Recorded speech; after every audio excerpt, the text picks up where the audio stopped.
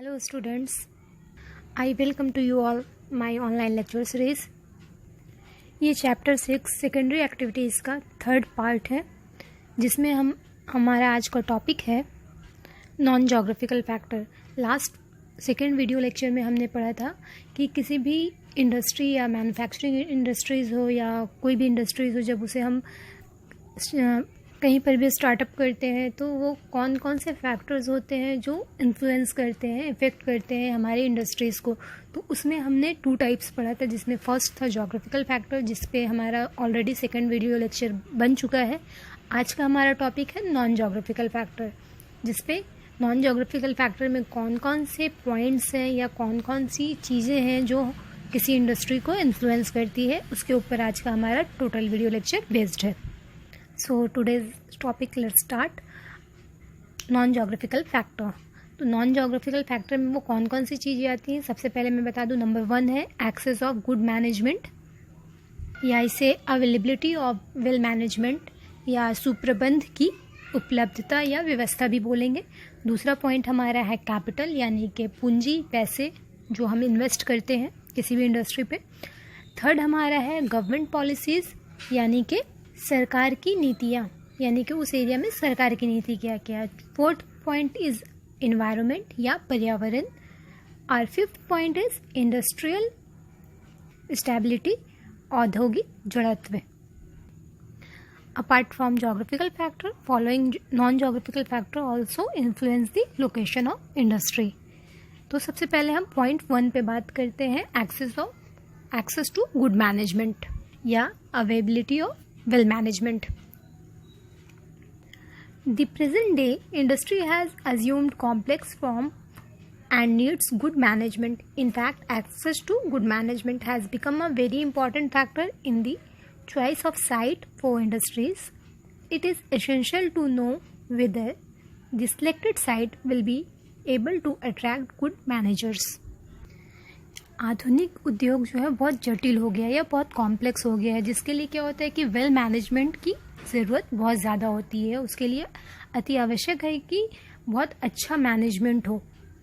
किसी भी उद्योग या औद्योगिक विकास के लिए, डेवलपमेंट के लिए बहुत ज़रूरी है कि जहाँ पर इंडस्ट्री हम खड़ी कर रहे हैं उस एरिया में सारी चीज़ें बहुत आसानी से अवेलेबल हो। तो सबसे पहले क्या ज़रूरी होगी कि वो एरिया वैसा हो जहाँ पर सारी सहूलियत होगी। तो सबसे पहले हमको उस वैसे एरिया का चयन करना पड़ेगा या वैसी जगह का चुनाव करना पड़ेगा जहाँ ये सारी चीज़ें मौजूद हों। तो उसके लिए वेल मैनेजमेंट पावर बहुत इम्पॉर्टेंट रोल निभाता है।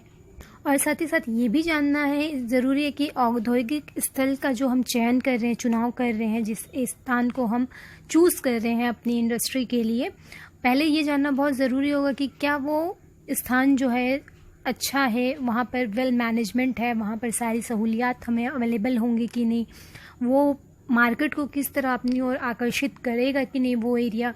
मान लो किसी एक डल एरिया में इंडस्ट्री खड़ी कर देते हैं जहाँ पर लोगों का कांटेक्ट नहीं है, परिवहन या ट्रांसपोर्टेशन का कांटेक्ट नहीं है, कम्युनिकेशन के कोई ज़रिया नहीं है, तो ऐसे एरिया में अगर इंडस्ट्री कोई खड़ी हो जाती है तो उसको खुद को स्टैब्लिश तो कर देगा, लेकिन उसको मार्केट तक अपनी पहुंच बनाने में काफ़ी समय लग जाएगा। तो इसलिए वेल मैनेजमेंट या सुप्रबंध की उपलब्धता का होना भी बहुत ज़रूरी है। Our next point is a capital और पूंजी। Capital investment is most essential for the successful growth of industries.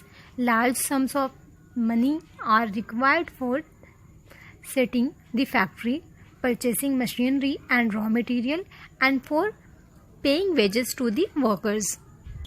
किसी भी उद्योग या इंडस्ट्री को जब हम लगाते हैं तो उसके लिए सबसे पहले हमको क्या होता है कि पर्याप्त मात्रा में धन या पूंजी का होना बहुत ज़रूरी है, क्योंकि उसी के बेसिस पे तो हम कारखाना लगाएंगे। मशीनें हाई क्वालिटी की, लो क्वालिटी की डिपेंड करती है ना, जितना पैसा होगा हम उस हिसाब से मशीनें खरीदेंगे। तो जितना अच्छा इनकम होगा उसी से, तो जितनी ज़्यादा पूंजी होगी हम उतने हाईली डेवलप मशीन खरीद सकेंगे, उतना ही ज़्यादा हम रॉ मटेरियल या कच्चा माल आसानी से खरीद सकेंगे, साथ ही साथ हम मज़दूरों को उनकी सैलरी पे कर सकेंगे। तो उसके लिए हमको सबसे पहले क्या होना चाहिए कि हमारे पास आय जो है या पूंजी जो है, जो इन्वेस्ट करने के लिए कैपिटल है, पैसे हैं, वो अच्छी मात्रा में होनी चाहिए। तभी किसी कंपनी को इस्टेब्लिश किया जा सकता है और वहाँ के वर्कर्स को और बाकी भी जो चीज़ें कंपनी में नीड है उसको हम फुलफ़िल कर सकेंगे। तीसरा और या थर्ड पॉइंट हमारा जो है वो है गवर्नमेंट पॉलिसीज़, यानी सरकार की जो नीति होती है। Government policies of any country can greatly affect it's industrial growth. If the government of a country nationalizes industries, then the foreign company do not set up industries there. On the contrary, if the government encourages industries by giving tax, rebates, subsidies and other incentives, then the industries are bound to grow. Many countries impose import taxes to encourage domestic industries. Economic and the social consideration are important factors influencing the government's decision. It is the duty of a government to ensure that the country's resources are used to the best advantages and that there are no great inequalities in the distribution of wealth. Similarly, political and strategic consideration also have a strong influence on industrial location. In order to reduce original imbalances, many countries and regions demarcate certain areas for location of industries. यानी किसी भी country की जो सरकार होती है, वहाँ की नीति जो बनाती है, जो पॉलिसीज़ बनाती है, वो उद्योगों के विकास को प्रभावित करती है। ये अगर किसी देश की सरकार वहाँ के उद्योगों को राष्ट्रीयकरण कर रही है तो विदेशी कंपनियाँ वहाँ उद्योग नहीं लगाएगी। इसके जस्ट अपोजिट अगर टैक्स में छूट देती है अथवा अन्य सुविधाएं दी जाए तो उद्योगों में विकास की संभावना जो होती है वो बढ़ जाती है। बहुत से देश की जो होते हैं सरकार में अपने देश में औद्योगिक विकास को प्रोत्साहन देने के लिए आयातित वस्तुओं पे भारी जो कर लगा देते हैं, मतलब जिस चीज़ों को हम आयात करते हैं उस पर भारी टैक्स लगा देते हैं। तो इस तरह गवर्नमेंट की जो नीतियाँ होती है, पॉलिसीज़ जो होते हैं, वो किसी भी इंडस्ट्री को बहुत ज़्यादा इफेक्ट करते हैं। यानी कि जितनी हेल्प अगर वहाँ के स्टेट गवर्नमेंट हो या नेशनल गवर्नमेंट हो, उसको जितना ज़्यादा किसी कंपनी को उसका सपोर्ट मिलेगा वो कंपनी उतनी ज़्यादा ग्रोथ करेगी। मान लो कोई प्राइवेट कंपनी भी है लेकिन बहुत सारे ऐसे डील्स होते हैं जो टोटली गवर्नमेंट पे बेसिस होते हैं। हम अपना बिजनेस कहाँ कहाँ कर रहे हैं ये तो गवर्नमेंट ही डिसाइड करती है, कहाँ से कौन से माल आ रहे हैं, कहाँ जा रहे हैं। तो उस पर अगर टैक्सेस वगैरह पे छूट मिलने लगती है तो उस पर क्या होता है कि इस तरह से कंपनीज़ को या फैक्ट्रीज़ को जो होता है बहुत ज़्यादा बेनिफिट होता है। तो इस तरह गवर्नमेंट की जो नीतियाँ होती है वो बहुत ज़्यादा इफेक्ट करती है किसी भी इंडस्ट्री के लगने में। तो ये भी एक इम्पॉर्टेंट फैक्टर हो जाता है। Fourth point is the environment और पर्यावरण। Environment is very essential for location of industries. Industries do not grow in unfavorable environment and sometimes they tend to shift to more favorable environment. For example, in USA, the aircraft industry has moved to the southwestern parts of the country because of climatic advantage. Due to warm climate, hangar heating costs are less in this region.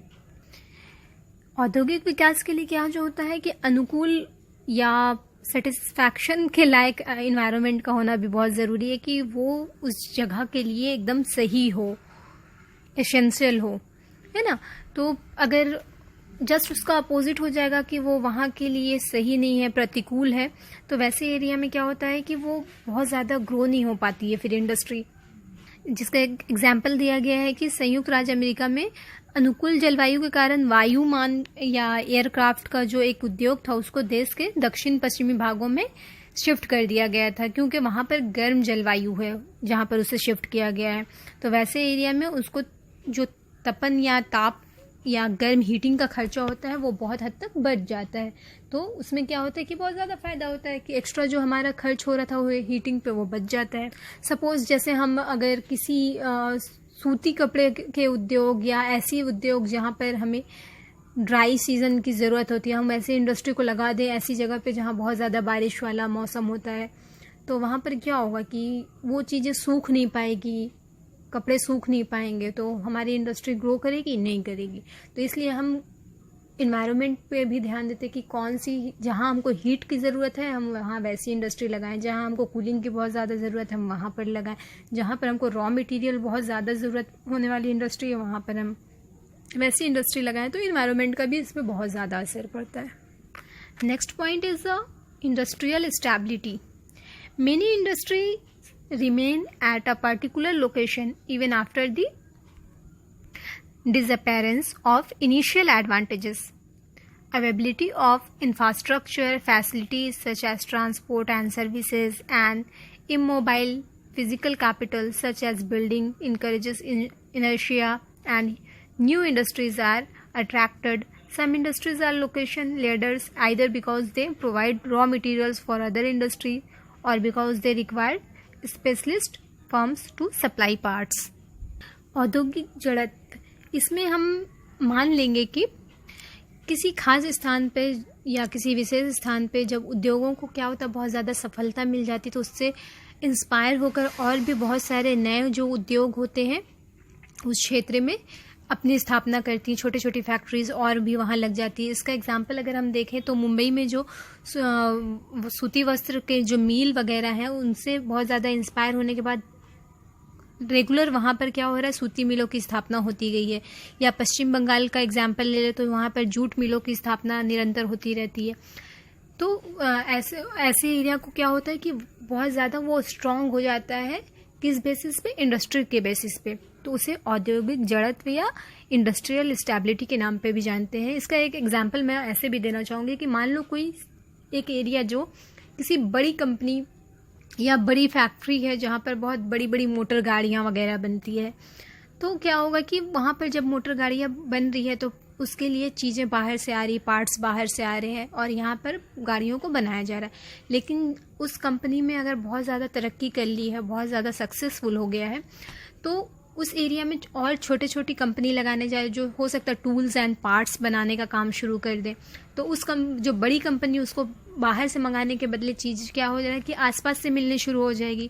तो इस तरह एक दूसरे को देख करके और छोटी मोटी कंपनियां इस्टेब्लिश होनी शुरू हो जाएगी।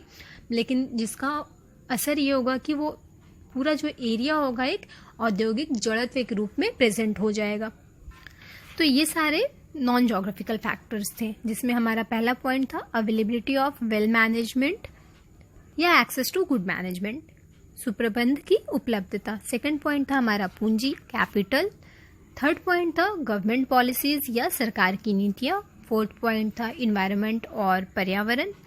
And fifth point is industrial stability और औद्योगिक जड़त्व। नेक्स्ट वीडियो लेक्चर में मिलेंगे एक नया टॉपिक के साथ, चैप्टर 6 के ही पार्ट से। आज का वीडियो लेक्चर यहीं स्टॉप करती हूँ। Thank you. Hello students.